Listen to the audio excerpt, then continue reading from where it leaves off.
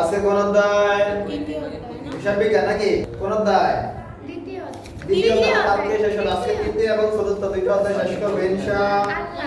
দ্রুততম দাখিলা পদ্ধতি double entry declining. দ্রুততম মানে কি? কিছু বলছে সঠিকভাবে হিসাব প্রণয়নের জন্য যে ব্যবস্থায় লেনদেনের দ্বৈত সত্তা কয়টি? দ্বৈত মানে কি? দুইটি। দ্বৈত মানে দুইটি। সত্তা মানে পক্ষ। সত্তা মানে পক্ষ।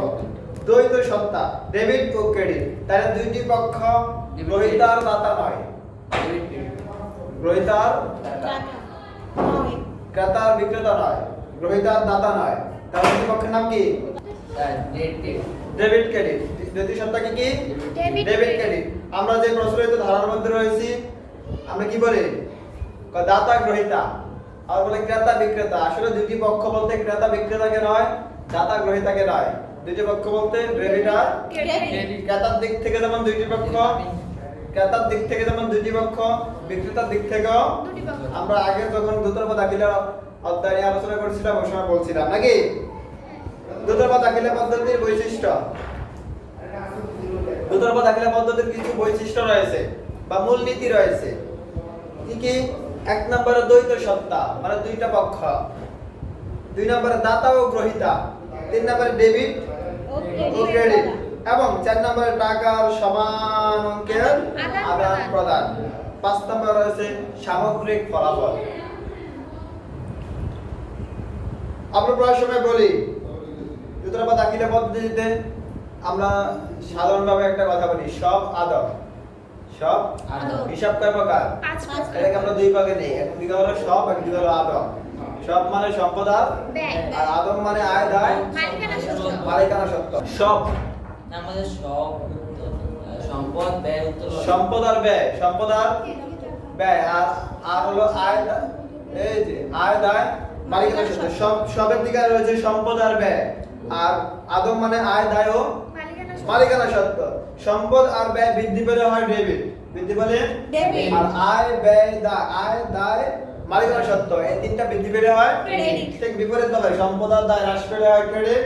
আয় দায় মালিকানা সত্ত্ব হ্রাস পেলে হয় ডেবিট। ডেবিট।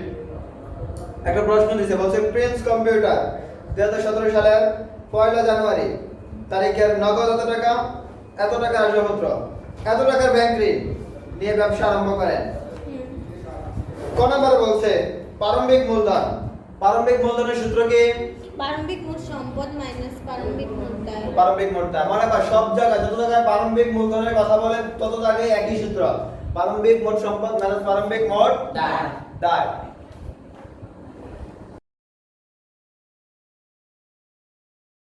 সম্পদ মাইনাস প্রারম্ভিক দায়। এখন দেখো এখানে প্রারম্ভিক সম্পদ কি কি আছে? প্রারম্ভিক মানে প্রথম তারিখ। প্রথম তারিখে বলছে নগদ 5 লক্ষ টাকা, 75 টাকা আসবাবপত্র, 55,000 টাকার ব্যাংক ঋণ। তাহলে সম্পত্তি কি আছে?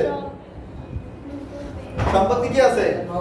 নগদ আছে। সম্পদ আছে আর কি আছে?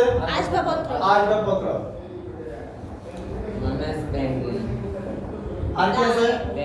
দায় আছে। দায় হচ্ছে ব্যাংক মাইনাস মাইনাস দেখো ব্যাংক রয়েছে নগদ, রয়েছে আসবাবপত্র, ব্যাংক নামে কিছু আছে নাই, কিন্তু ব্যাংক ঋণ আছে। এখন ব্যাংক ঋণ যখন ব্যাংক থেকে যখন ঋণ নাও তখন কি পাও? টাকা। হয়তো ব্যাংকের টাকা বাড়বে না, নগদের টাকা বাড়বে। তারপর ব্যাংক হিসাবেই বাড়াই। ব্যাংক থেকে যখন ঋণ নাও, ব্যাংক থেকে যখন ঋণ গ্রহণ করো তখন ব্যাংক কি করে? তোমার হাতে টাকা দেয় না, তোমার ব্যাংক অ্যাকাউন্টে টাকা দেয়। হাতে যখন তোমার ব্যাংকের ঋণ বাড়ে, ঋণ নেও যখন তোমার দায় বাড়ে তখন ব্যাংকের টাকাও বাড়ে, দায়ও বাড়ে। টেবুলারি চকের কথা চিন্তা করো। টেবুলারি চকে ব্যাংক থেকে ঋণ গ্রহণ করা হলো তখন কি করো? নগদের দিকে ইনক্রিজ করো না, অথবা ব্যাংকের দিকে ইনক্রিজ করো, ব্যাংক ঋণের দিকে দায়ের দিকে ব্যাংক ঋণের দিকে ইনক্রিজ করো। আমরা যদি ব্যাংকের কথা বাদও রাখি, যাক তোমাদের ভুল পারো না বুঝো না, বাদ রাখলাম।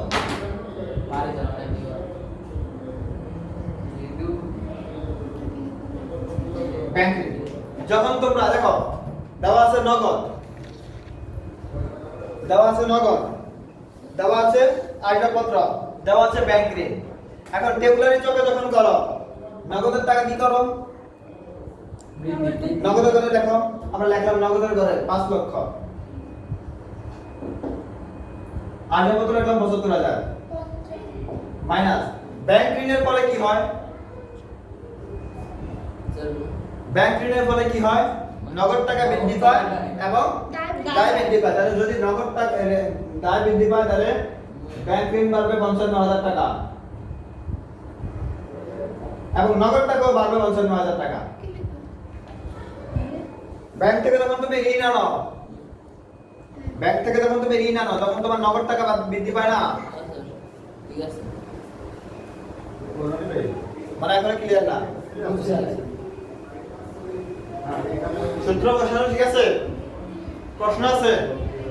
প্রায় সময় এই জিনিসটা দিয়ে যখন এমসিকিউ আসে তখন সবাই ভুল করে। সবাই 5 লক্ষের সাথে 75,000 যোগ করে, তার থেকে 55,000 বিয়োগ করে।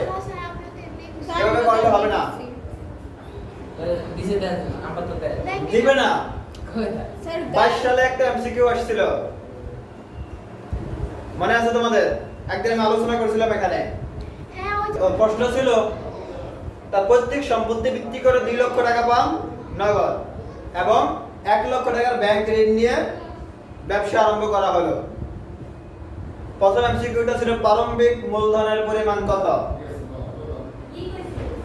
প্রারম্ভিক মূলধনের পরিমাণ কত? আপনারা অনেকেই লেখা দিয়েছিলেন 2 লক্ষ টাকা। সেদিন আমি কেটে দিয়েছিলাম এবং ব্যাখ্যাও দিয়েছিলাম যখন ব্যাংক ঋণ নেওয়া হয় তখন নগদের টাকাও বৃদ্ধি পায়, ব্যাংকের টাকাও বৃদ্ধি পায়। তাহলে ব্যাংক ঋণ যেহেতু আছে সেহেতু নগদের টাকাও বৃদ্ধি পেয়েছে, ব্যাংকের টাকাও বৃদ্ধি পেয়েছে। দুটো যোগ করলে কত হয়?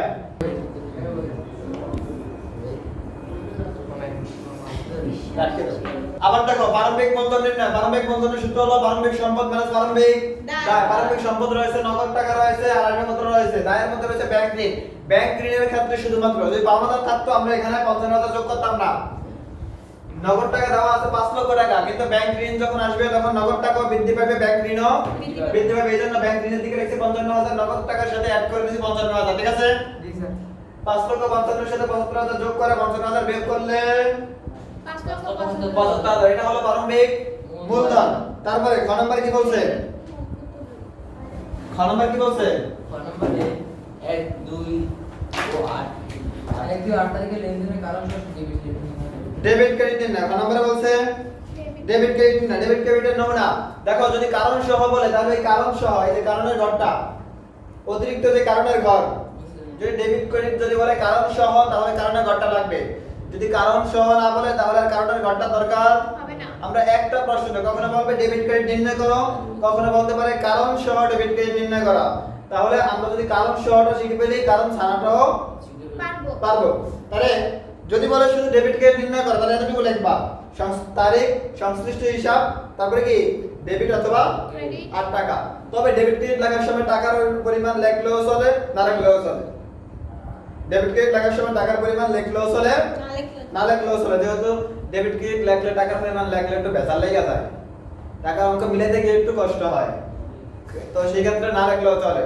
দেখো আমরা একই কাজ এখানে করছিলাম। 1 তারিখে নগদ এত টাকা, আসবাবপত্র এত টাকা এবং ব্যাংক ঋণের টাকা নিয়ে যখন ব্যবসা আরম্ভ করছে আমরা দেখছি নগদ হিসাব ডেবিট, আসবাবপত্র হিসাব ব্যাংক হিসাব ব্যাংক হিসাব ডেবিট, ব্যাংক হিসাব ক্রেডিট ব্যাংক হিসাব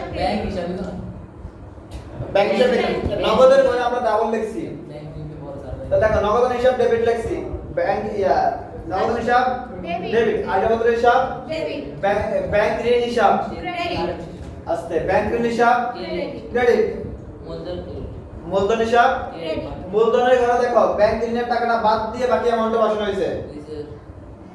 ডেবিট দুইটা যোগ করলে কত হয়? 5 লক্ষ 75 5 লক্ষ 55 আর হলো 75 45 1 লক্ষ 30,000 6 লক্ষ 30,000 আর ক্রেডিট দিকে দুইটা যোগ করলো 6 লক্ষ। ক্রেডিট দিকে বসো, ক্রেডিট দিকে দুইটা যোগ করলে 6 লক্ষ 30,000। তাহলে দেখবা মূলধনের ঘরে যখন মূলধন হিসাব লিখবা ওই ক্ষেত্রে একটু কাজ লাগে। নগদ হিসাবটা ঠিক আছে লেখা, আর নগদ হিসাব আছে 50,000, আমরা 55,000 কেন লিখলাম? ব্যাংক ঋণ আনলে নগদ টাকাও বৃদ্ধি পায়, ব্যাংকের টাকাও ঋণের টাকাও বৃদ্ধি পায়। এই জন্য নগদের করে দেখছি 5,55,000। আসবাবপত্রটা ঠিক আছে।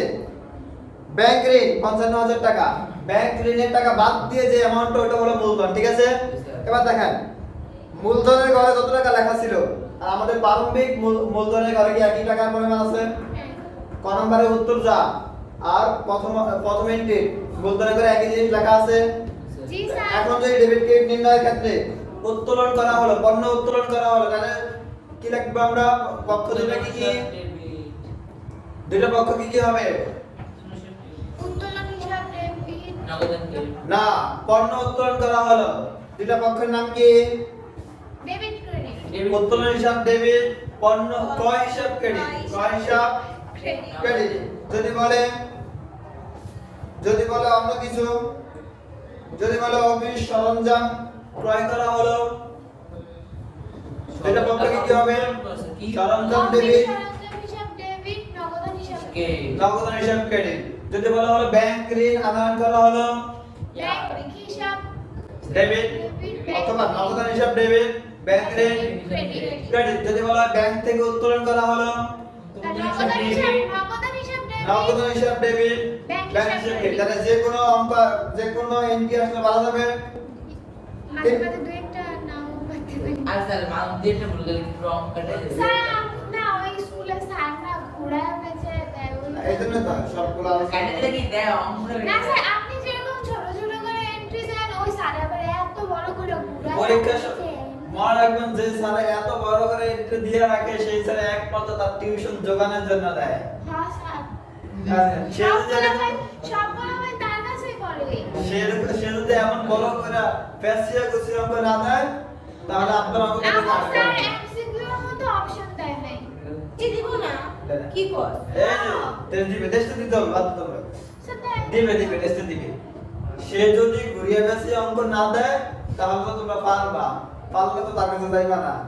তাই মনে রাখেন, সে যতই করুক মোল্লার দর মসজিদ পর্যন্তই। স্কুলে পরীক্ষাতে এসে জাগরণ করে, বোর্ড পরীক্ষা তার কাছে নাই। তারপরে 3 নম্বরে কি বলছে? সমাপনী মূল্য। সমাপনী মূলধনের সূত্র কি?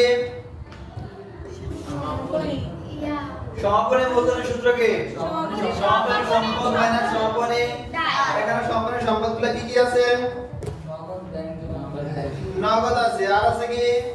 ব্যাংক জমা, আর আছে বিনিয়োগ, আর আছে মজুদ পণ্য। তাহলে কয়টা আছে? চারটা। আর সমাপনী দায় আছে কি? পাওনা। পাওনা। সবগুলো সম্পদ থেকে সবগুলো দায়ের পরিমাণ বিয়োগ করলে সমাপনী মূলধন। 4 নম্বরে কি বলছে? 3 নম্বরে কি বলছে? লাভ ক্ষতির পরিমাণ। লাভ ক্ষতির পরিমাণ। লাভ ক্ষতির সূত্র কি? ওই যে সমাপনী মূলধন যোগ উত্তোলন বিয়োগ প্রারম্ভিক মূলধন যোগ অতিরিক্ত মূলধন। দেখেন এখানে সমাপনী মূলধন আমরা আগে আনতে পারছিলাম কত? 63,000 সমাপনী মূলধন, আর উত্তোলন কত? 17,000 উত্তোলন 17,000। আর তারপরে প্রারম্ভিক মূলধন কত পাইছিলাম? 5,75,000। আর অতিরিক্ত মূলধন 20,000।